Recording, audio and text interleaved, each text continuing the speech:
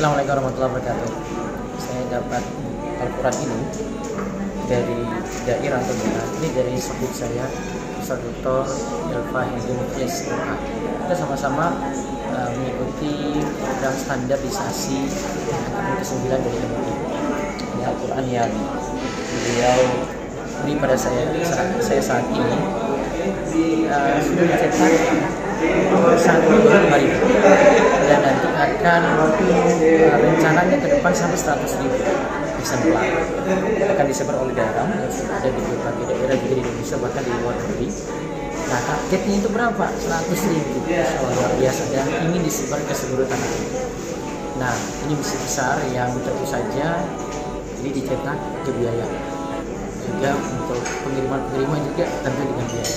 Saya yakin banyak orang Indonesia ataupun yang mendengar video ini mau turut serta menyebarkan Al-Quran terjemah ini. Al-Quran ini bagus, ada tasdih dan sudah dijamin lah oleh Kementerian Agama Republik Indonesia.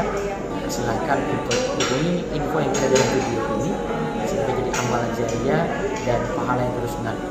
Allah